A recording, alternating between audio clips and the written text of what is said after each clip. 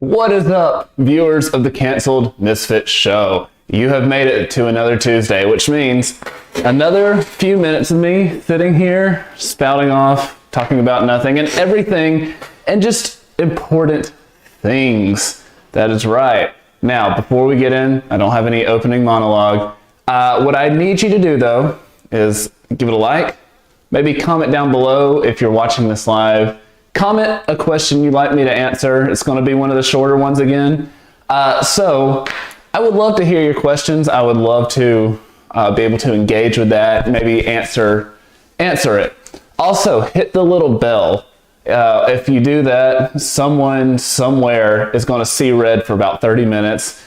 You know, you might cause a genocide. He might just trip and fall and break his leg. Something will happen, but you'll also be notified about all of my videos, and really, that's the most important thing, so don't worry about what happens. Just, hit the bell. With all that out of the way, welcome to the Canceled Misfits show.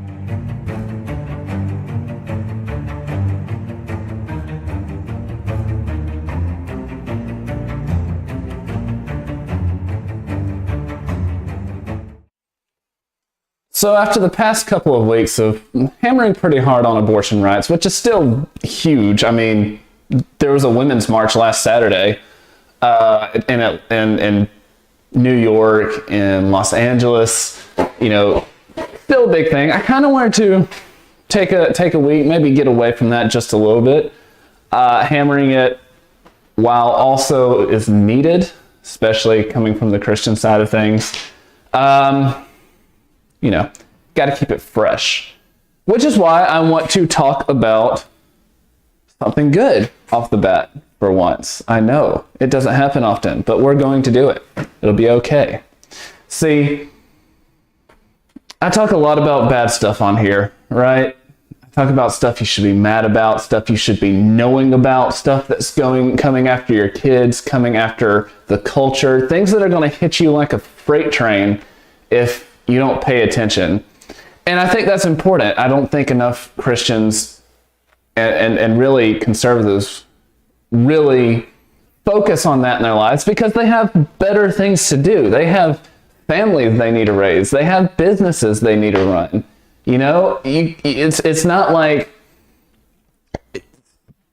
fighting for leftism is your religion, fighting for conservatism is your religion, like fighting for leftism is for leftists, because they have eschewed having family. They have just decided to live outside of reality, and you still have to have something to devote yourself to. And so they devote themselves to this, and I feel like a lot of conservatives don't do that nearly as much, which isn't a bad thing. It can be very depressive to know what's going on outside of your family, outside of your community. But I really feel like that is something that needs to be worked on. But I want to get all the bad stuff out of the way for right now. Don't worry, there will be some to come tonight. Don't worry about that. But I want to start off with a good story. This is a story of it's a Christian private school doing exactly what they need to do, which is prepare their students to reach the lost world. And they have a assignment. It's an 8th grade assignment that is, honestly, I'm surprised that anyone's taking this type of stand in academia, even within Christian private schools. So the school assignment that this school put out was this is the headline, lovingly persuade gay friends that their lifestyle is sinful and God's design for them is good. Now, I can hear leftist heads popping right now. You hateful bigots, you just let us live our life. I can hear it. They're screaming through my window over there. I'm having to consciously block them out to talk to you. That's not true. But just let's get a little bit more into the story before we make any judgment. So the assignment reads like this. Assume that you have known this friend since kindergarten, that you go to the same church, and that you've been pretty good friends over the years until now, the essay prompt reads. The friend is your same age. The aim of your letter should be to lovingly and compassionately speak truth to the person you're talking to in a way that does not approve of any sin. Instead, try to persuade them of the goodness of God's design for them. Goes on to say in at least 8 sentences, try to show the friend from the Bible, from reason, and from your personal friendship that A, God's design for them is good, B, that homosexuality will not bring them satisfaction, or D, that you love them even though you don't approve of this lifestyle. So, that is a lot to unpack here. But I want this to be the thread of this show moving into what we're going to talk about later, which is you don't have to hate someone to tell them that they're wrong, especially if they're your friends, especially if you're coming to them. See, I hate this because I hear it so much. I hear so many Christians say, I don't want to be that judgmental Christian. I don't want to, I don't want them to feel judged. And there's a biblical way to talk to people about sin, which is, again, to do it in love, to do it because you care about them and you don't want to see them fall into all of the depression that sin brings and all the darkness and just a terrible place to be. Instead, say, hey, you're my friend, I love you, and I want you to experience the fullness of life. And so this is a great thing that this school is doing, because not enough adults do this in any form or fashion. From any side of the aisle, a lot of Christians just don't even have this training growing up in the church. And so it's good that they are focusing on this specifically. Focusing on trying not to replace a sin with something else, but to replace a sin with the truth. And I think that's a lot of training, and a training that a lot of Christians don't get. Now, there's a reason that this is needed in our national discourse about anything. I mean, if you talk about, for example, what I've been talking about the past two weeks, abortion, you say, or not you say, but people will say, if you are against abortion, you hate women, you hate minorities, you hate anyone who's ever had one. That is simply not true. It's not. It's a false binary that's being presented by a world that seems to hate binaries right now, except for this one. I've had friends, I know, I've talked about this with them. They wish they had not had their abortions. And I'm going to get off of this in just a second. But we could still talk about it because I wasn't hating them. They knew my position. They knew I thought it was wrong. I wasn't hating on them. I was loving on them as best I could, talking honestly and openly about them. And I love that they are doing this. Now, of course, there was a lot of backlash for this. You had people in the community who were just saying, change it, or the school should be shut down. I'm sure, and in my research, I couldn't find anything public, but I'm sure they got some sort of threat because of this. All because they are doing something so right. That's the bad thing about this. This is another through line of this episode, is that doing the right thing, speaking truth, will always not go well in this world because it's ruled by the father of lies. So, one, know that. It's very important that you know that. It's very important that you understand to that, because when people come at you and hate you and you feel like you've done something wrong, you can really know that you haven't. It's that you are not of this world, speaking truth to this world. I mean, Jesus himself said there's no place for him to lay his head. Now, if God himself is going to get treated that way for speaking the truth, I think you and I are too. we're just lucky enough that we live in America where we can get away with it a little bit easier than other places. Now, I do have to say that there is a big difference between talking about big political movements, such as the Don't Say Gay bill, and we, in a lot of ways, vilify a lot of the people who are mad that that's a thing, mostly because all it was to keep you from talking about sexual orientation or gender identity to K through third graders. And we can get mad that people are fighting against that, because who gets mad about, people fighting against that unless you want to do that? There's a big difference, and you can still have some of that love and compassion there, but there's a big difference between that and having one-on-one interactions with people, especially friends, but people in general, where you say, hey, I'm not hating on you. I'm telling you this because it's the truth, and it's because I love you, and you can't have love without speaking truth. And there's a big difference between the first one and the second one, just sitting there talking to them about sin, humbly, because we all suffer from the same human condition. We all do sin. We suffer from that human condition.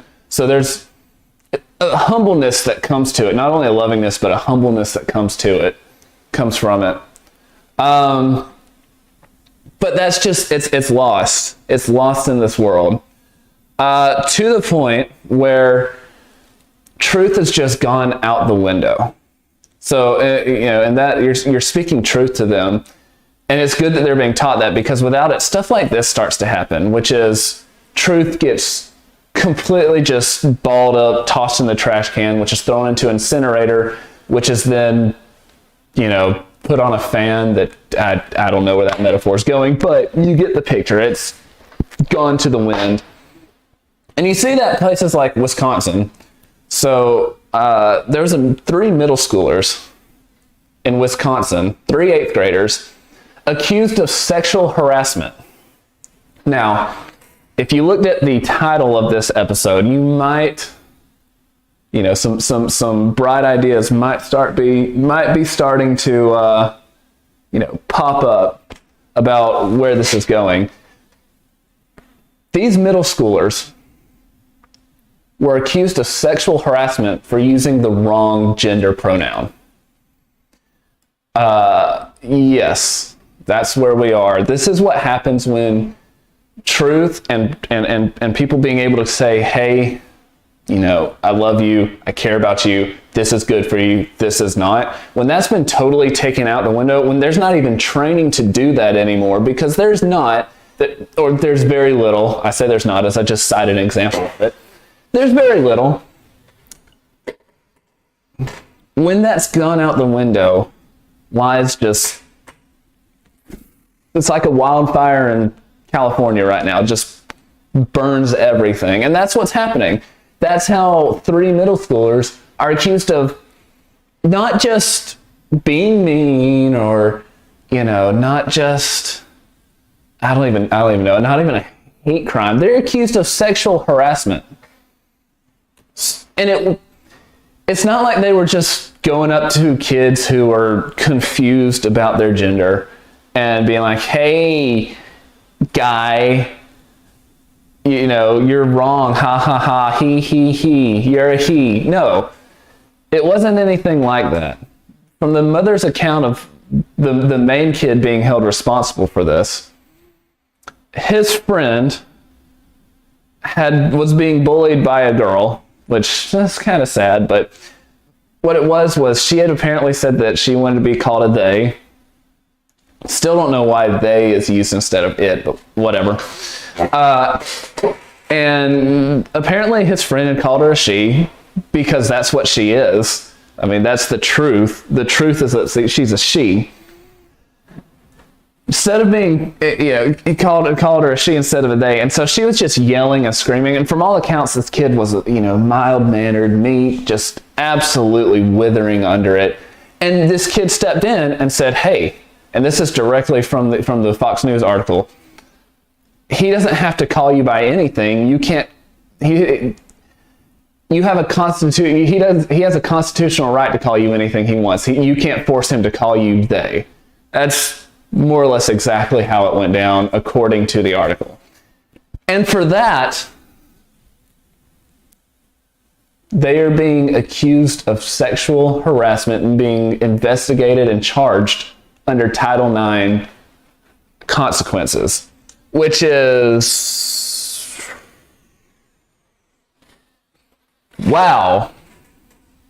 I'm not sure really how to process that. I mean, in the couple of days since that's popped up, I just don't get it. How can that be a Title? How is that sexual harassment? Chargeable offense under Title IX. Like, maybe a lawyer can come in and you know, explain that step by step, but I mean, during, you know, to tie this back in with the first story, like, yeah, okay, maybe a shouting match wasn't the best thing. Maybe sit down and say, hey, like, you may be confused. I can't, in morally good conscience, knowing that you're a female, call you a they. It would go against my moral code, and talk to him that way. But still, sexual harassment, it's nuts. They're trying to ruin these kids' lives. 8th graders, 14-year-olds, if my math adds up. Ruining these guys' lives, maybe 13-year-olds, which is just preponderous. But it doesn't stop and again, I say these things to be like, hey, it's coming for your kids. So, like, be wary. Know what's coming. Make sure your kids are on solid ground. If not, stuff like this is going to hit them like a freight train. And as a parent, be prepared. You might have to stand up for your kid. You might have to fight for your kid. Because if they stand up, you honestly have the duty to stand up as well. But it's more systemic than just one high school. Now, this is Fairfax County, Virginia, which, if you've been keeping up with any Virginia politics lately, Fairfax County, you have left, you have liberal, then you have left, then you have Fairfax County, then you have California, so you know about where it's at. So Fairfax County Public School System is putting together their new student handbook for next year. It's going to be voted on May 28th. One of their rules, a class 4 violation, is maliciously misgendering someone. How do you say they were maliciously doing it? If they're knowingly doing it, you just kind of guess. But they are making this a class 4 violation, so the same thing as things like arson and theft. So you can get theoretically, you can get in just as much trouble for knowingly calling a boy, even though he thinks he may be a girl, he's confused. Knowingly calling a boy, you can get in just as much trouble for that as you can for, like, lighting a Molotov cocktail and tossing it in. Unless it's an Antifa or BLM rally, then they probably could get away with it. But that is neither here nor there. I could not help myself. But I heard an interesting point about this, which is, this is so much worse than a lot of other dumb things kids get in trouble for, because at least then they're still usually doing something wrong. There is nothing wrong with calling a boy a he or a girl a she. And they are getting in trouble. They're getting suspended. They could be expelled for all of this, just for calling a duck, for calling a boy and a girl, he a he and a she. It's quite terrifying, like, these pockets of what radical leftists want for our country, because this is what they want for this is what they want for Taloja, Florida, to the 7 people who live there. as they want for New York City, or as they want for San Francisco, or as they want for Buffalo, New York. And it's scary if this is, again, another call to stand up. Like, you have power in voting and going to school board meetings and saying enough is enough. Don't bring this here, or we will vote someone in here who will keep it out of here. So take that advice as you will. Now, you did hear me mention Buffalo, and there was 2 huge events that happened. Was it 2 days apart? It was Friday and Sunday, or Saturday and Sunday? And I'm going to close talking about this. Yeah, I'm going to close talking about this. I have about 6 minutes before the camera shuts off on me. So there was 2 shootings, one in Buffalo, New York, one in California.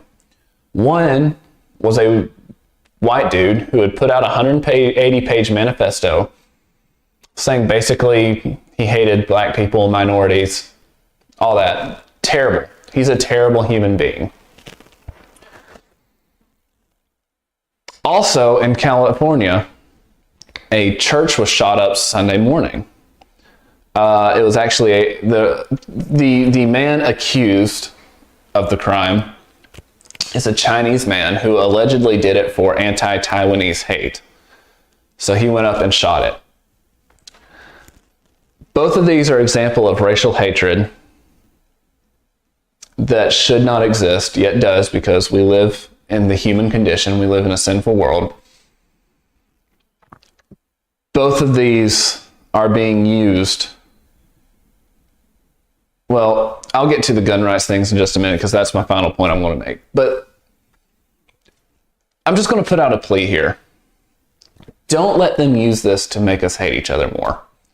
Both of these were single people, both one of a collection of people who believe they do, but by no means all of us. Have the love and the willingness to want each other, help each other be better through this. Don't buy into the whole hatred thing here. It's not worth it. It's not worth it for one guy who was trying to inflame tensions. And it's not one guy who just hates the Taiwanese people because they're free and his Chinese counterparts are not. Yeah, I said it. Come after me, CCP. Both hatred is bad. So, don't let this define you. Don't let the media, what the media is saying about this. Don't let what politicians are saying about this. Don't let what people on Twitter are saying about this define how you treat your neighbor. All right, there's a reason America is a great place. I mean, internationally, it's scored as actually one of the least racist places on earth by hard numbers. So don't let the fact that there are still racists out there ruin your relationships with each other. It's not worth it. And real quickly, before it shuts off, I also want to say that both of these happened in states and communities where guns were extremely restricted.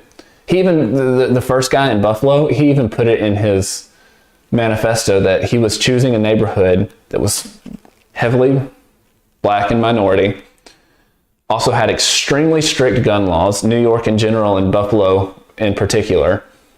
And straight up line from him is that if anyone with a gun comes to meet him, he'll know that it's, well, I'm not going to use the word he used, but nerfed. So he wouldn't have to, and in fact, he did get shot several times by a security guard who used to be a police officer. However, he was wearing body armor and the guy had nothing that could defeat it. So, and only had a few rounds anyways to deal with because of their, gun laws. So, one, don't let this make each other hate you, but also don't listen to the narrative that guns need to be taken away. Both of these things in Buffalo, New York, and also California, where gun laws are just extremely strict anyway. Don't believe the lies that they're telling you that guns need to be taken away, because they don't. You are much safer in a community where everyone is armed. And if you're ever worried about yourself being armed, there's plenty of classes you can go take. But two, don't let the hatred get to you. I mean, let's treat each other in love throughout all this. So guys, thank you for watching.